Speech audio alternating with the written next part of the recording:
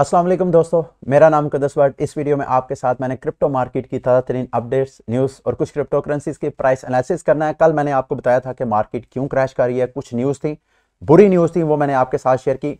बल्कि मुझे ये कहें, कल बुरी न्यूज़ के साथ गुड न्यूज़ भी थी और सेम आज भी इसी तरह होगा। आज के बुलेटिन में मैंने कुछ बुरी न्यूज़ हैं वो आपके साथ शेयर करनी है। और अगर आप उन बुरी न्यूज़ को लास्ट ईयर जो मिड मई में क्रैश आया था उनके साथ कंपेयर करेंगे तो आपको ऐसे लगेगा कि शायद उसी तरह का सिनेरियो बन रहा है जैसे पिछले साल हुआ था मई में। एक तरफ चाइना बैन कर रहा है, फिर इलन मस्क जो है वो बिटकॉइन को एक एनवायरमेंटल इशू करार दे रहे थे, तो सेम उसी तरह का सिनेरियो अभी भी बनता नजर आ रहा है। ऐसा होता है या नहीं, प्राइस पे क्या उसी तरह इफेक्ट होता है या नहीं, ये हम देखेंगे। मार्केट जो है, अगर आप देखेंगे कल के सेल ऑफ के प्रेशर के बाद अभी थोड़ा सा कूल डाउन होती नजर आ रही है। और अगर मार्केट में क्रिप्टो करेंसीज की तरफ आप नजर डालें तो जो मेटावर्स के प्रोजेक्ट्स हैं, जैसे माना है डिसेंट्रलाइज्ड का टोकन, उसकी प्राइस जो है दोबारा 10 to 15% कल से आज तक फिर दोबारा ऊपर गई है। अब इसकी प्राइस ऊपर क्यों गई है, वो उसकी एक न्यूज़ है, वो मैं आगे जाके आपके साथ शेयर करता हूँ। दूसरी, द सैंडबॉक्स, ये भी मेटावर्स का प्रोजेक्ट है। और अगर आप कॉस्मोस के टोकन एटम की बात करें तो इसकी प्राइस जो है आपको इसी सेल ऑफ के प्रेशर से रिकवरी करते हुए ऑलमोस्ट 10% इसकी प्राइस दोबारा रिकवरी की है। और कॉस्मोस की प्राइस जो है पिछले एक हफ्ते से अच्छा खासा गेन कर रही है। लेकिन सबसे पहले मार्केट के किंग बिटकॉइन की बात करते हैं। अगर बिटकॉइन को आज से एक साल पहले, यानी आज से 365 दिन पहले हम थोड़ा फास्ट बैकवर्ड करें, उसको फॉरवर्ड करने की बजाय, तो आप देखेंगे कि जो आज से एक साल पहले बिटकॉइन जिस प्राइस के ऊपर था आज भी उसी प्राइस के ऊपर ट्रेड हो रहा है। इस दौरान मेरे भाइयों बिटकॉइन ने अपने ऑल टाइम हाई भी बनाए और इसने लोएस्ट भी बनाए। ये देखें, ऑलमोस्ट 27,000 $28,000 तक बिटकॉइन की प्राइस ड्रॉप हुई और for the first time in bitcoin history bitcoin ने अपना ऑल टाइम हाई भी बनाया। इसी 365 दिनों के अंदर अंदर बिग डेवलपमेंट हुई। अगर बिटकॉइन के डेली के ये मैंने आपको वीकली चार्ट पे एक्चुअली एक साल पुराना सिनेरियो करके बताया था कि आप लोगों ने घबराना नहीं है, बल्कि मुझे थोड़ा एक्सपीरियंस अपना शेयर कर लेने दें। जब for the first time bitcoin ने पिछले साल जनवरी के स्टार्ट में बिटकॉइन की प्राइस जो है वो ऊपर जाना शुरू हुई। जनवरी के महीने फरवरी में इस रेजिस्टेंस को 42,000 की रेजिस्टेंस को ब्रेक करके बिटकॉइन की प्राइस ऊपर गई, तो बिटकॉइन ने अपना ऑल टाइम हाई बनाया 65,000 के करीब, 64,000 समथिंग प्राइस थी। मार्केट उसके बाद एकदम नीचे आना शुरू हो गई। वही फंडामेंटल्स जो अभी के सिनेरियो सेम उसी तरह के फंडामेंटल्स मार्केट को डिप करने की तरफ आ गए। तो जैसे ही आए तो यहाँ पे तकरीबन 40,000 के करीब आई, तो मैंने अपना जितना मेरे पास बिटकॉइन पड़ा था मैंने वो सेल आउट कर दिया। और जैसे ही सेल आउट किया उस सारे फंड्स को मैंने आल्ट कॉइन में फेंकना शुरू कर दिया। यू कांट इमेजिन कि इस सारे सिनेरियो के दरमियान बिटकॉइन अभी भी आज से एक साल पहले की प्राइस के ऊपर है।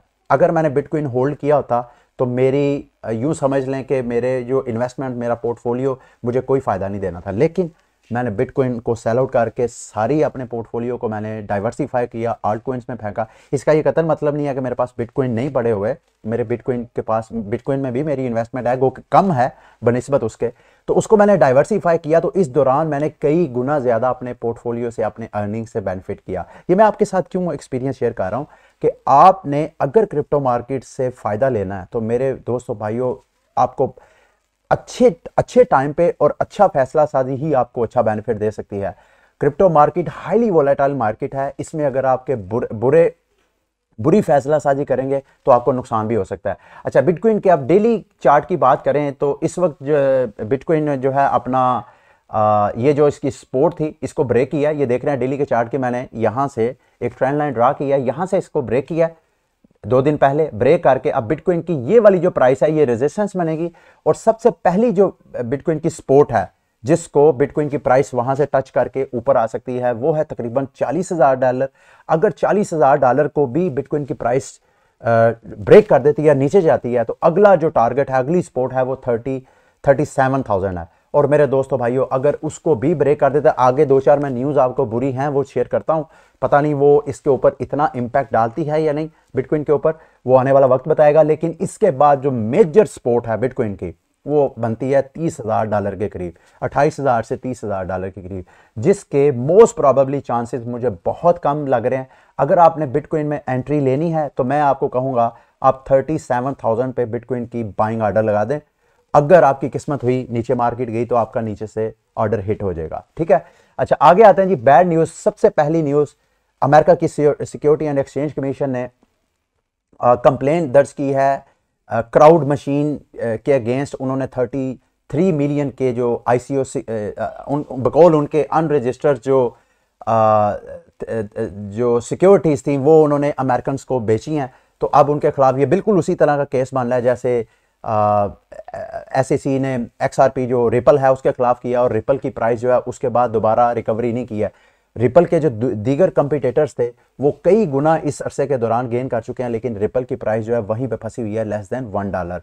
तो कभी ऊपर जाती है फिर नीचे ड्रॉप हो जाती है, ऊपर जाती है फिर नीचे ड्रॉप हो जाती है। लेकिन रिपल से मुतल्लक इसी माह में मेरा ख्याल है कोई 12-14 जनवरी में एक बहुत इंपॉर्टेंट अपडेट होने वाली है। SEC का फैसला आने वाला है।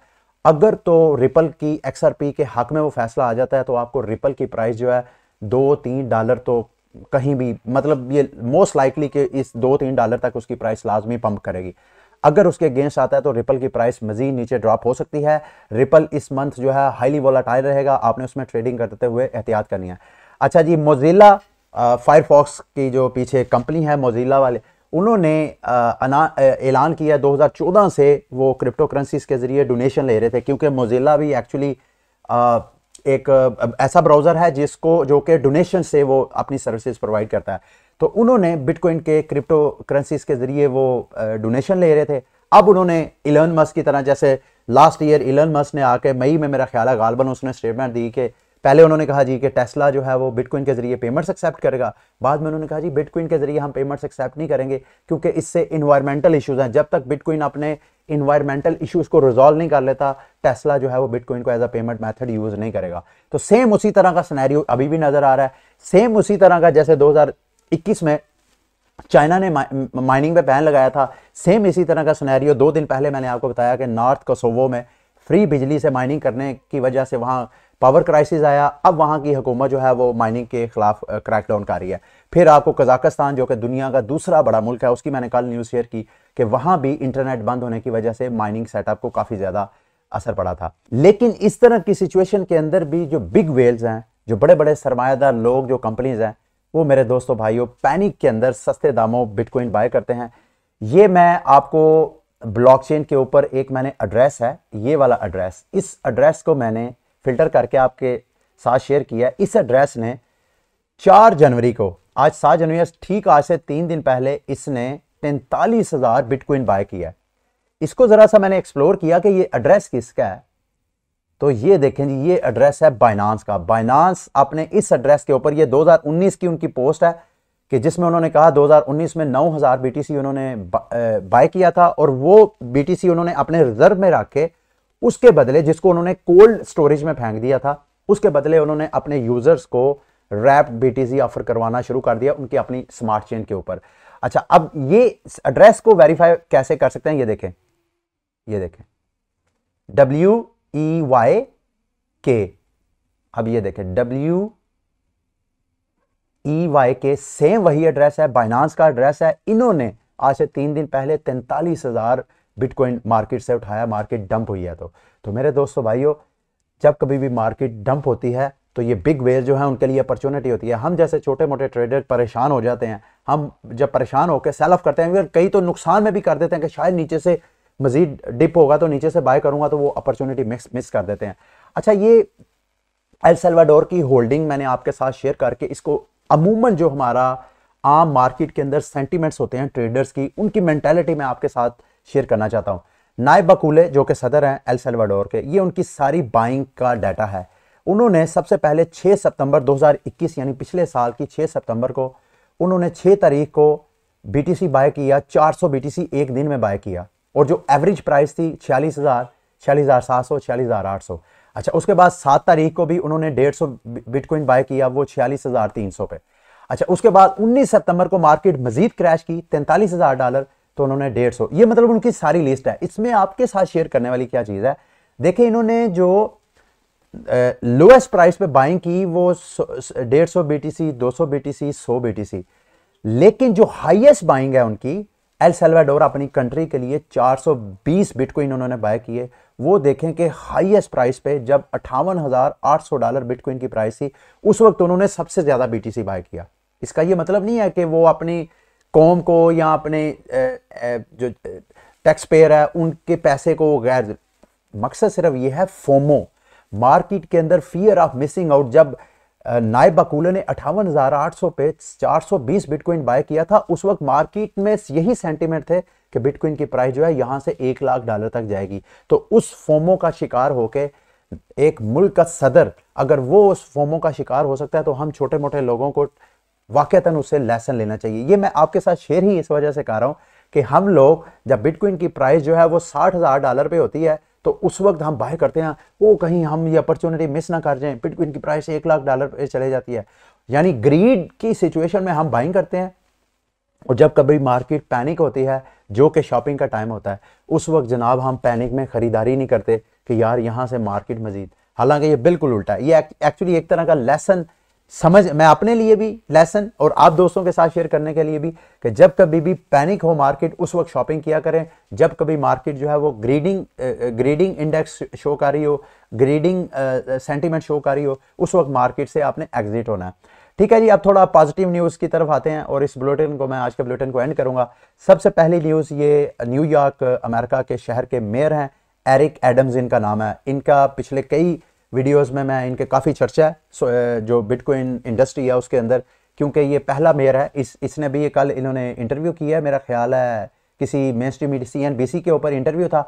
उस दौरान होस्ट ने इससे पूछा कि भाईजान आप बिटकॉइन जो नीचे जा रहा है, ड्रॉप हो रहा है, तो आप तो बिटकॉइन को बड़ा प्रमोट कर रहे हैं, तो आप परेशान नहीं है? उसने आगे क्या स्टेटमेंट दिया है, sometimes the best time to buy is when things go down, कि जब कभी भी चीज़ें इन्वेस्टमेंट के पॉइंट ऑफ व्यू से जब कभी भी प्राइसेस ड्रॉप होती हैं तो वो खरीदारी का टाइम होता है। तो उन्होंने ये कहा, एक तो उन्होंने कहा कि मैं अपनी 3 जो मेरी पे चेक्स हैं, यानी जो इनको तनख्वाह मिलेगी एज अ मेयर उस शहर के न्यूयॉर्क के, वो मैं बिटकॉइन में लूँगा। और दूसरा, इन्होंने इनकरेज किया अपने शहरियों को कि वो इस लोएस्ट प्राइस पे बिटकॉइन को जितना बाय कर सकते हैं, वो उनकी फाइनेंशियल इंटरेस्ट के लिए वो बेस्ट होगा।